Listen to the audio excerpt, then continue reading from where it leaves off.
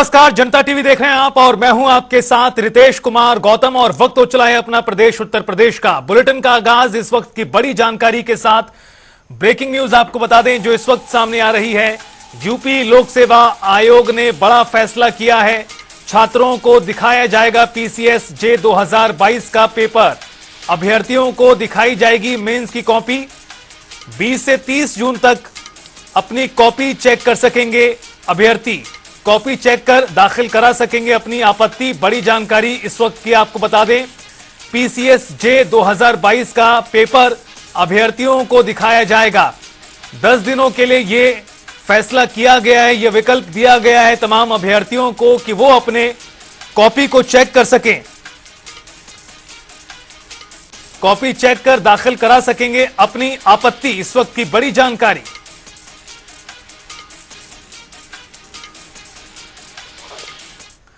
रुख करेंगे अगली जानकारी का। एक और बड़ी खबर आपको बता दें, लखनऊ से बड़ी जानकारी, जहां लोकसभा चुनाव में मिली हार के बाद मायावती समीक्षा बैठक करने जा रही हैं। आगामी 23 जून को मायावती ने समीक्षा बैठक बुलाई है। बसपा सुप्रीमो मायावती ने बुलाई बड़ी बैठक जिसमें बीएसपी के पदाधिकारी शामिल होंगे। जिला अध्यक्ष और उम्मीदवारों को भी बुलाया गया है। बुरी तरह हुई हार की समीक्षा करेंगी बसपा सुप्रीमो मायावती सभी जिला अध्यक्ष और पदाधिकारियों के साथ। गौरतलब है कि उत्तर प्रदेश में इस बार बीएसपी अपना खाता भी नहीं खोल पाई, जो पार्टी 2019 के लोकसभा चुनाव में 10 सीटें जीत कर आई थी। इस लिहाज से बीएसपी के लिए यह बुरी हार के तौर पर देखा जा रहा है, खराब प्रदर्शन के तौर पर। और अब इस बीच मायावती ने बुलाई है समीक्षा बैठक।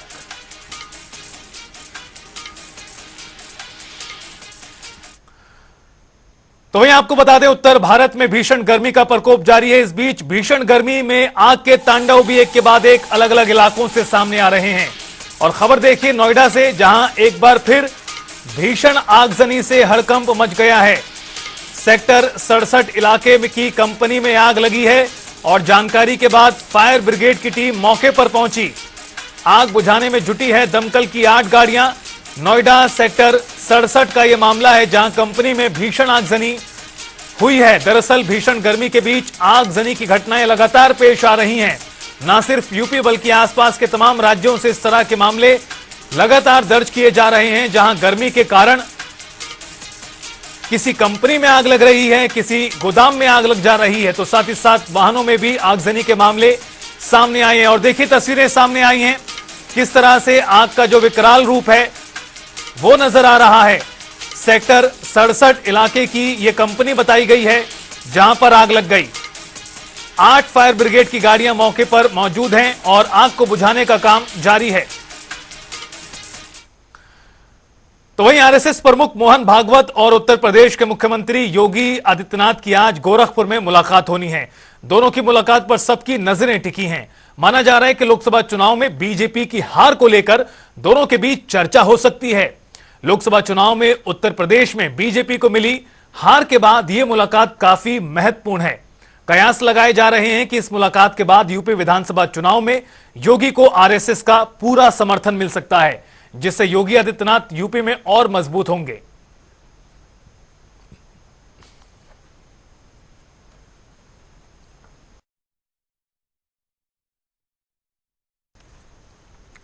तो आपको बता दें कि चाहे मोहन भागवत हों जो आरएसएस के प्रमुख हैं, या फिर आरएसएस प्रचारक इंद्रेश कुमार का वो बयान, जिसके बाद इस पूरे मामले ने और भी ज्यादा हवा ले ली। हालांकि इंद्रेश कुमार ने देर शाम कल सफाई देते हुए कहा, एक तरह से उन्होंने अपने बयान पर यू टर्न भी लिया और कहा कि जिन्होंने राम भक्ति की वो सत्ता में हैं, जिन्होंने राम का विरोध किया वो सत्ता से बाहर हैं। बहरहाल जिस तरह से हालिया दिनों में नतीजों के बाद से माहौल गरमाया है बीजेपी और संघ के बीच में, उसको लेकर विपक्ष जहां एक तरफ चुटकी ले रहा है, तंज कस रहा है, तो साथ ही साथ आपको बता दें कि रिश्तों को सुधारने का प्रयास भी हो रहा है। और सुभाष गुप्ता हमारे संवाददाता गोरखपुर से सीधे हमारे साथ लाइव जुड़ चुके हैं और ज्यादा जानकारी और बातचीत के लिए। सुभाष, किस तरह से देखा जाए आज की इस पूरी मुलाकात को और क्या कुछ जानकारी मिल पा रही है, कितनी देर में मुलाकात होगी?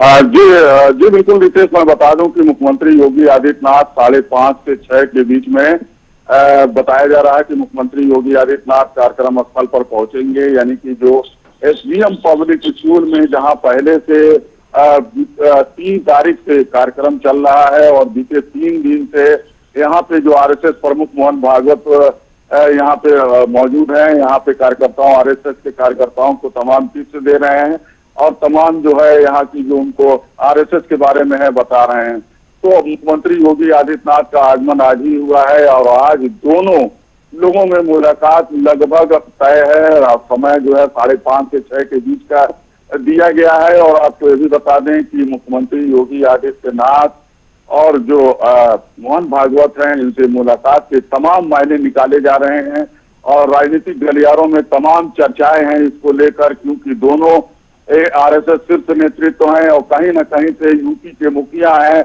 मुख्यमंत्री योगी आदित्यनाथ और 2024 में जिस तरीके से रिजल्ट आया है, उस रिजल्ट को लेके कयास लगाया जा रहा है कि दोनों में एक मंथन होगा, लंबी मंत्रणा होगी और बात होगी कि आखिर में जो रिजल्ट आया है और खास तौर से अयोध्या जिस राम को लेकर पूरे देश में जो है राम मंदिर निर्माण के लेकर, जिस राम को लेकर नैया जो है पार लगाने की पूरी कोशिश की गई, उसी राम की नगरी अयोध्या में, और अयोध्या ही नहीं खास तौर से उस मंडल में जिस तरीके से जो है हार हुई है उसको लेकर मंथन होगा।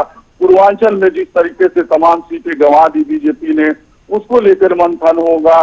तो कहीं ना कहीं चूंकि सुभाष, एक और बात जो लगातार कही जा रही है, जिस चीज का जिक्र आप कर रहे हैं, ये भी लगातार मौजूद है और साथ साथ ये भी कहा जा रहा है कि जब से बीजेपी अध्यक्ष जेपी नड्डा ने चुनावों के बीच जो बयान दिया था संघ को लेकर, आरएसएस को लेकर, उससे पहले भी और उसके बाद भी जो संघ के कार्यकर्ता हैं उनका उत्साह कम हुआ था और वो चुनावों के दौरान बाहर नहीं निकले। ये भी एक बड़ी बात कही जा रही है। आज की मुलाकात में क्या इस पहलू को लेकर भी निश्चित तौर पर बातचीत हो सकती है? जी बिल्कुल रितेश, बता दूं आपको कि आरएसएस के कार्यकर्ता जिस तरीके से संगठन यानी चुनाव जब करीब आता था तो बीजेपी के लिए तमाम दरवाजे पे जाते थे, लोगों के घरों पे जाते थे और बाकायदे उसके लिए जो है लोगों को कन्विंस करते थे और बीजेपी के लिए वोट क्यों दें वो बताते थे और बीजेपी की योजनाओं को, जहां तक राजनीतिक पार्टी नहीं है लेकिन फिर भी जो है राजनीतिक तरीके से जो है बाकायदे उसको कन्विंस करते थे।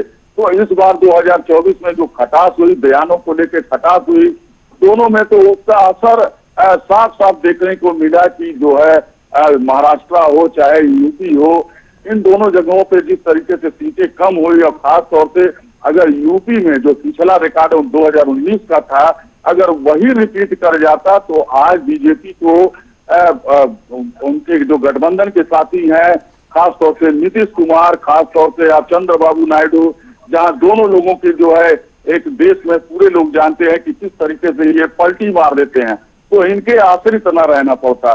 तो कहीं ना कहीं अब यूपी में जिस तरीके से बिल्कुल सुभाष, काफी असर पड़ा है उत्तर प्रदेश के चुनावी नतीजों का सरकार केंद्र में बनाने को लेकर। सुभाष, ये भी बताएं, जिस तरह से ये पूरा एपिसोड हुआ है बीजेपी और संघ के बीच में, खास तौर पर नतीजे आने के बाद, इसके बाद से जमीन पर किस तरह का बदलाव आया है, लोगों के बीच चर्चा किस तरह की हो रही है इन तमाम बयानों को ध्यान में रखकर और इस पूरे एपिसोड को लेकर? देखिए, जहां तक बीजेपी के सपोर्टर हैं उनको कहीं ना कहीं से उनको ये खासा नुकसान दिख रहा है और उनको ये भी लग रहा है कि आरएसएस से जो संबंध खटास हुई है ये नहीं होना चाहिए, क्योंकि आरएसएस के तमाम कार्यकर्ता हैं, तमाम जो है जमीनी स्तर से जुड़े हुए तमाम उनके कार्यकर्ता हैं और जो जमीन पे बीजेपी को मजबूत करते हैं, बीजेपी को खाद देने का काम करते हैं।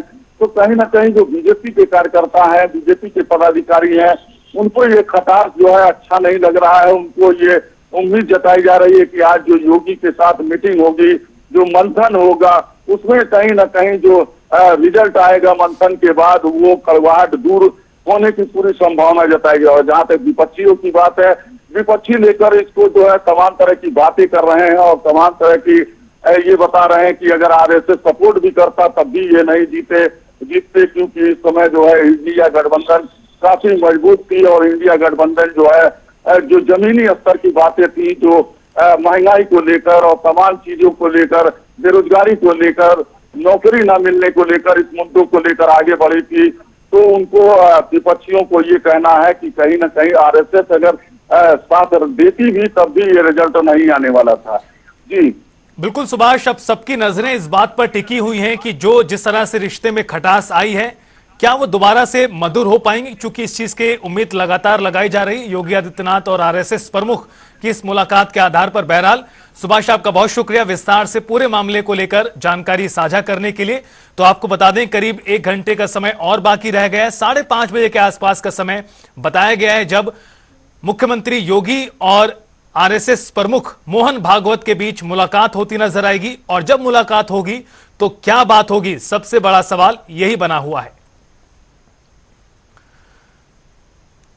तो वहीं योगी सरकार में कैबिनेट मंत्री और सुभाषपा के अध्यक्ष ओपी राजभर सुल्तानपुर पहुंचे, जहां उन्होंने पेयजल मिशन योजना के तहत क्षेत्रों का निरीक्षण किया। और ओपी राजभर ने प्रदेश में आए चुनावी नतीजों को लेकर बात की। कहा कि बदनाम करने के लिए चैनल चला रहे हैं फेक न्यूज।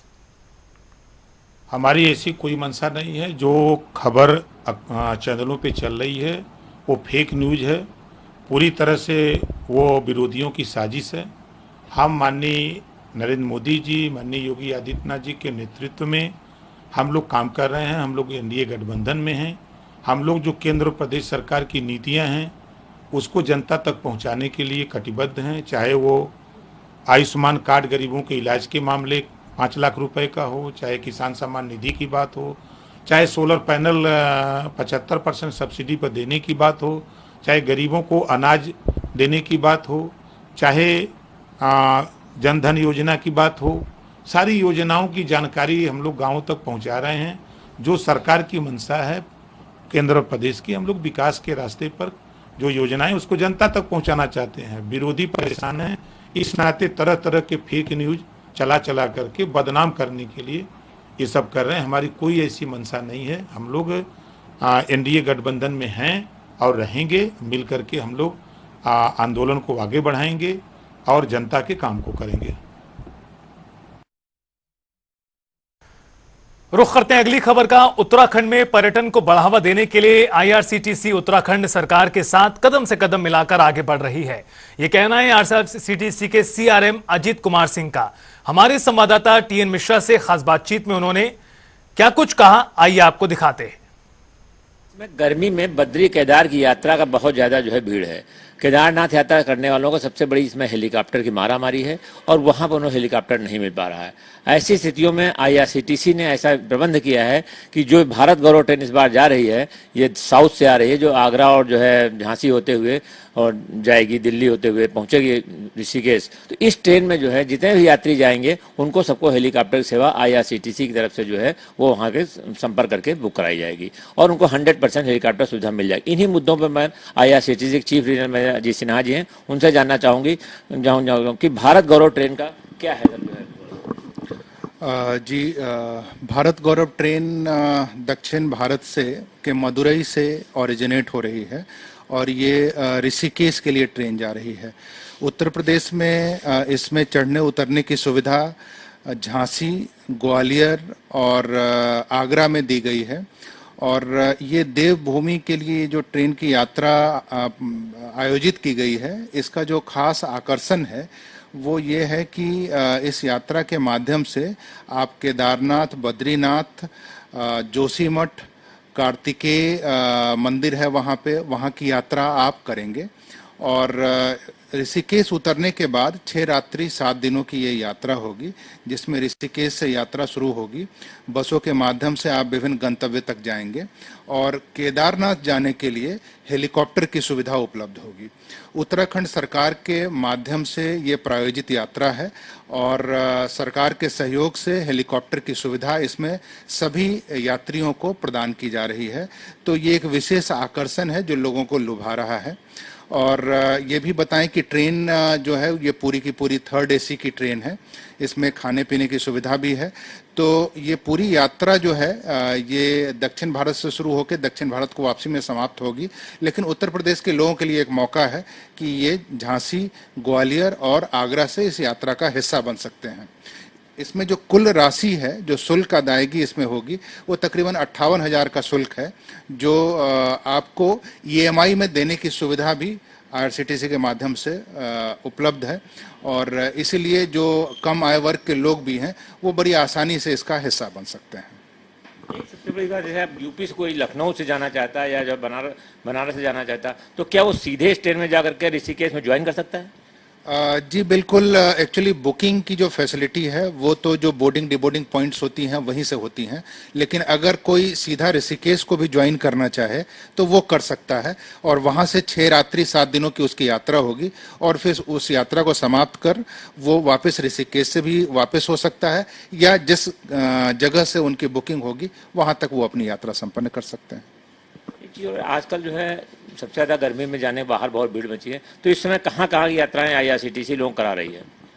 देखिए इसमें मैं बताऊं कि रेल के माध्यम से भारत गौरव ट्रेन की यात्राएं गोरखपुर से शुरू की जा रही है आगामी महीनों में और दक्षिण भारत के लिए और ज्योतिर्लिंग के लिए वो यात्राएं हैं और उन यात्राओं का लाभ अभी जो पहली यात्रा आने वाली है वो ज्योतिर्लिंग की यात्रा है जिसमें गोरखपुर से ट्रेन ओरिजिनेट होते हुए और लखनऊ होते हुए प्रयागराज वाराणसी इन क्षेत्रों से गुजरेगी ट्रेन, कानपुर झांसी होते हुए वो ट्रेन आगे बढ़ेगी और जो दक्षिण भारत की यात्रा है वो भी इसी रूट से गुजरेगी।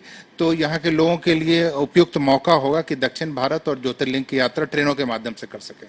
इसके अलावा मैं बताऊं कि RTP एक पैकेज होता है, रेल टूर पैकेज, जिसमें विभिन्न पर्यटन के दृष्टिकोण से महत्वपूर्ण स्थल हैं जहां पे ट्रेन जाती हैं, वहां उन ट्रेनों में 3rd AC और 2nd AC में कुछ सीटें रिजर्व होती है जो पर्यटन पैकेज के दृष्टिकोण से रखी जाती हैं और IRCTC के माध्यम से उन सीटों की बुकिंग कराई जा सकती है जिसमें उन पैकेजेस का लाभ लिया जा सकता है और ये यात्राएं खासतौर से हिमाचल की है, इसके अलावा दक्षिण भारत में केरला की है, रामेश्वरम की है, पूर्वोत्तर भारत में एक गाड़ी लखनऊ से जाती है जो कामाख्या के लिए जाती है, उसके माध्यम से पूर्वोत्तर राज्यों का भ्रमण उसमें होता है। तो ऐसी कई सारी यात्राएं जो हैं वो ट्रेनों के माध्यम से हैं। हवाई यात्राओं में डोमेस्टिक और इंटरनेशनल दोनों पैकेजेज अभी चल रहे हैं।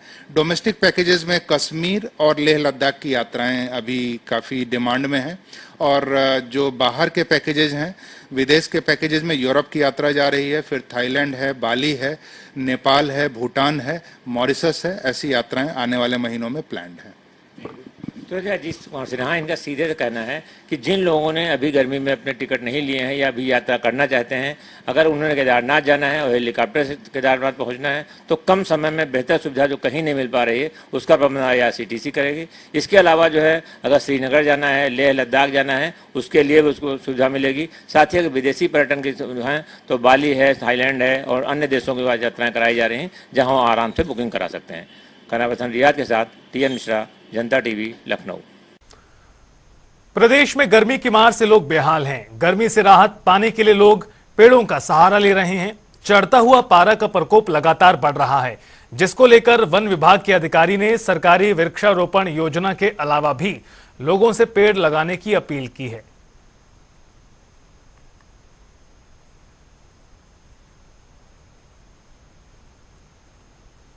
इस समय मौसम बहुत गर्म चल रहा है। हीट वेव्स पिछले हफ्ते चली थी, फिर अब इस हफ्ते में भी गर्म हवा चल रहा है। तो गर्म हवा और तापमान अधिक जो होना, ये जलवायु परिवर्तन का प्रतीक है। जलवायु परिवर्तन की वजह से हो रहा है।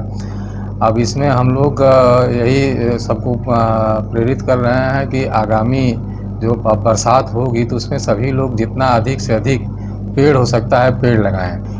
लेकिन मेरा अनुरोध है कि जब इतनी बड़ी समस्या हमारे सामने और हम सब लोग इस पीड़ा से ग्रसित हैं, देख रहे हैं कि कितना तापमान बढ़ रहा है, लू के प्रभाव से लोग बीमार हो रहे हैं, हमारे पशु बीमार हो रहे हैं, आदमी बीमार हो रहे हैं और इन सब से बचत का एक ही रास्ता है कि हमारे पास पेड़ हो। जितना पेड़ रहेगा उतना ही हम तापमान से लड़ने की क्षमता हमारी रहेगी। भीषण गर्मी ने लोगों का जीना मुश्किल कर दिया है। ऐसे में इसका सीधा असर त्योहारों पर भी देखने के लिए मिल रहा है। प्रयागराज से हमारे संवाददाता SM आमिर की देखिए ये खास रिपोर्ट। संगम नगरी प्रयागराज में जिस तरह से तापमान 45 के पार है और ऐसे में गर्मी का सितम बकरा और ईद पर भी दिख रहा है। बकरा ईद से पहले जो मंडी लगती थी जानवरों की, आप देख सकते हैं छाए में कोने में बकरे लेकर उनके मालिक खड़े हैं और इस मार्केट में जहां पैर रखने की जगह नहीं होती थी, वहां पूरी तरह से सन्नाटा पस रहा है। और सबसे बड़ी बात है, हम बकरा मंडी में यहाँ पर उनसे बात करेंगे कि इस बार गर्मी में किस तरह से असर पड़ा है। ये बताइए, आप लोग यहाँ पर आए हैं और किस तरह से असर है गर्मी का, कितनी बिक्री में समस्या हो रही है? अरे बिक्री में बहुत ज्यादा समस्या हो रही सर।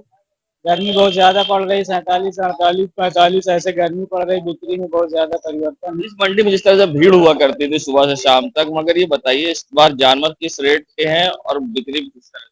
बिक्री में तो बहुत ज्यादा डाउन है, गर्मी के माध्यम से बहुत ज्यादा, मतलब किलो मोशन में जो रेट होता तो मिल पा रहा है? नहीं मिल पा रहा सर। कहाँ से आए हैं? हम लोग आए हैं डेंडा सही से, घाटा के पास से। जी पते से ये लोग आए हैं और आप देख सकते हैं यहाँ पर किस तरह से सन्नाटा है। इनका कहना है जो गर्मी के कारण बिक्री होती थी वो बिक्री नहीं हो पा रही, और जो रेट थे वो भी नहीं मिल पा रहे। इनको औने पौने दाम पर सामान अपने जानवर बेच के जाना पड़ा, क्योंकि गर्मी भी है और बकरा ईद 2 दिन बाद है। तो ऐसे में जो भी रेट मिल रहा है उस पे ही जानवर बेच रहे हैं, और जो बाजार में पूरा असर गर्मी का देखने को मिला है। हम चलते हैं अब चौक बाजार में, कपड़े की मार्केट में, देखते हैं वहां पर किस तरह से बकरा ईद को लेकर रौनक है, कि किस तरह से सन्नाटा है। इस समय हम पहुंच चुके हैं चौक बाजार में, और बता दें कि बकरा ईद पर लेकर हर दुकानदारों को उम्मीद होती है, भले ही बड़े नहीं, बच्चों के कपड़े तो जरूर बिकेंगे। मगर आपको दिखा रहे गर्मी के कारण 45 से पार टेम्परेचर है और चौक बाजार में सन्नाटा पस रहा है। हम फिलहाल दुकानदारों से यहाँ बात करेंगे। ये बताइए, जिस तरह से उम्मीदें रहती थी बकरा ईद पे, क्या फर्क पड़ रहा है सर? फर्क यह है कि इतना गर्म पड़ रहा है, गर्म की वजह से बाजार में आने जाने लोग आ नहीं रहे हैं, इस वजह से बाजार में बहुत सन्नाटा है। कितनी परेशानी थी, उम्मीद जो थी इस बार? अभी जो हम लोगों की थी इस बार जो कि त्योहार कुछ बिक्री होगी, एकदम सन्नाटे में हम लोग बैठे हैं, बाजार में कुछ नजर ही नहीं आ रहा है। देखिए, जिस तरह से उम्मीदें थी दुकानदारों को कि बिक्री होगी, और इस बार जो बाजारों में भीड़ देखी जाती थी, मगर गर्मी के कारण पूरी तरह से सन्नाटा है, और कहीं ना कहीं इस त्योहार पर गर्मी की मार दिखाई दी है। अब देखना होगा ऐसे में किस तरह से मौसम कब करवट लेगा और मानसून आएगा, कि जिससे प्रयागराज के वासियों को राहत मिलेगी। जनता टीवी के लिए सैयद मोहम्मद आमिर, प्रयागराज। इसी के साथ फिलहाल इस बुलेटिन में इतना ही। आप देखते रहिए जनता टीवी।